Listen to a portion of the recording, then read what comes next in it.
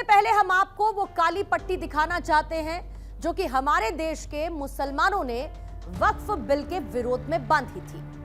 ये काली पट्टी नजर तो हाथों पर आ रही है, लेकिन हकीकत में ये आंखों पर बांधी गई काली पट्टी है। और दुख इस बात का है कि ये काली पट्टी इन्होंने खुद नहीं बांधी, बल्कि इनकी आंखों पर ये पट्टी बांध दी गई है। क्योंकि कुछ लोगों को यह डर है कि अगर ये पट्टी इन आंखों से उतर गई तो हकीकत इन्हें साफ पता चल जाएगी। क्योंकि वक्फ संशोधन बिल जो कि अब कानून बनने के करीब है, वो मुसलमानों के खिलाफ नहीं, बल्कि वो तो पिछड़े मुसलमानों के साथ एक न्याय का जरिया है। करीब 9.5 लाख एकड़ जमीन पर फैली हुई 8.72 लाख वक्फ की संपत्ति, जिनसे अब तक केवल 200 करोड़ रुपए की सालाना आय होती है, इसे डिजिटाइजेशन और ऑडिटिंग के जरिए बढ़ाया जा सकता है। और इससे बढ़ने वाले संसाधनों का इस्तेमाल पिछड़े मुसलमानों के लिए शिक्षा, स्वास्थ्य और कल्याणकारी योजनाओं में हो सकता है। इस प्रस्तावित कानून से वक्फ बोर्ड में शिया, सुन्नी, बोहरा, आगा खानी और पिछड़े मुस्लिम वर्गों से कम एक सदस्य को शामिल करने का प्रावधान है। और इसमें पसमानदा यानी कि पिछड़े हुए मुसलमानों की आवाज बोर्ड में मजबूत होगी, जो कि पहले मुख्य रूप से मुट्ठी भर अमीर और सियासी मुसलमानों के नियंत्रण, उनके कंट्रोल में थी। मौजूदा व्यवस्था में वक्फ संपत्तियों पर अतिक्रमण और मिसमैनेजमेंट के चलते गरीब और पिछड़े मुसलमानों तक इसका लाभ नहीं पहुंच पाता है। वहीं नए कानून के जरिए पारदर्शिता आने से इस दुरुपयोग पर लगाम लगेगी और जरूरतमंद मुसलमानों को इससे बड़ा लाभ मिल सकेगा। नए कानून में 2 मुस्लिम महिलाओं को बोर्ड में शामिल करने का प्रावधान है, जिससे पिछड़े मुस्लिम समुदाय की महिलाओं, विधवाओं और तलाकशुदा महिलाओं के हित को प्राथमिकता मिल सकेगी। ये मुस्लिम महिलाओं की सामाजिक और आर्थिक स्थिति सुधारने में मदद करेगा।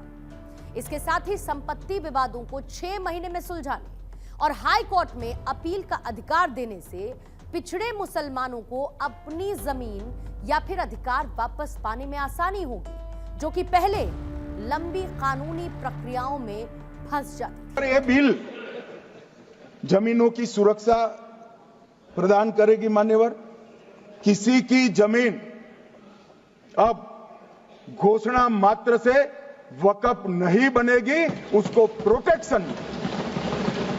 मान्यवर, पुरातत्व विभाग और एएसआई की जमीन को हम सुरक्षा देंगे। आदिवासी भाइयों की शेड्यूल 5 और शेड्यूल 6 की जो जमीन है वो सुरक्षित हो जाएगी।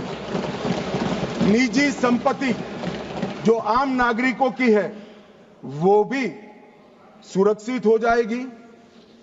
और वक्फ करने के लिए स्वामित्व को दान तो साहब अपनी संपत्ति का ही कर सकते हैं, गांव की संपत्ति का दान नहीं कर सकते। यानी कि वक्फ बोर्ड में संशोधनों से डायरेक्टली या फिर इनडायरेक्टली मुसलमानों को ही लाभ होगा। और ऐसे में यह सवाल उठता है कि प्रधानमंत्री नरेंद्र मोदी ने अपने कार्यकाल में मुस्लिम समुदायों के लिए क्या-क्या बड़े फैसले लिए हैं और क्या इन फैसलों से वाकई में मुसलमानों के जीवन में कोई बदलाव आया है। ऐसे में हम 1 बाय 1 कुछ ऐसे फैसलों के बारे में आपको बताते हैं जो कि सीधे मुसलमानों से जुड़े हुए हैं। सबसे पहले हम बात करते हैं उन फैसलों की जिसने मुस्लिम महिलाओं की जिंदगी में एक नई रोशनी लाने का दावा किया, यानी कि 3 तलाक जैसी कुरीति पर बैन। साल 2019 में मोदी सरकार ने ट्रिपल तलाक को गैर कानूनी घोषित कर दिया, यानी कि अब कोई भी शौहर अपनी बीवी को फोन पर या फिर चिट्ठी में 3 बार तलाक तलाक तलाक कहकर रिश्ता खत्म नहीं कर सकता है।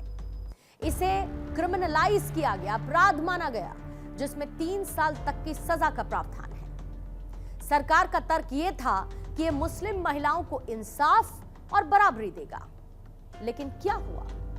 कुछ लोग कहते हैं कि यह फैसला मुस्लिम औरतों को ताकत देने वाला है, तो कुछ इसे मजहबी दखल अंदाजी करार देते हैं। हकीकत एनसीआरबी के आंकड़ों में है कि इस कानून के बाद तलाक के मामले कम हुए हैं, लेकिन जागरूकता की कमी और सामाजिक दबाव अभी भी एक बड़ी चुनौती बनी हुई है। अब चलते हैं हज की बात पर।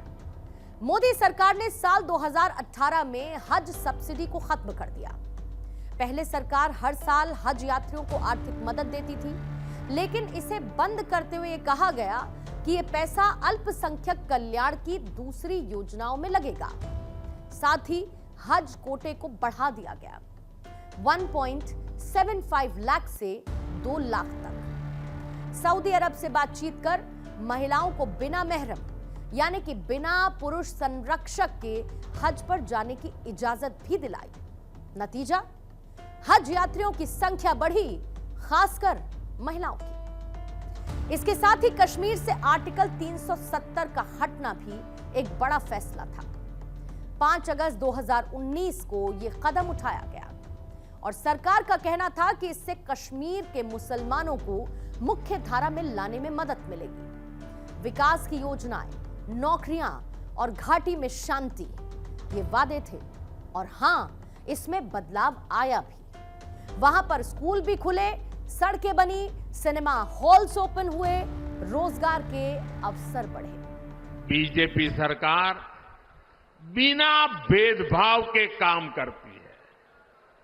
हमारी सोच यही है कि सरकार की योजनाएं हर वर्ग, हर जाति, हर व्यक्ति तक पहुंचे।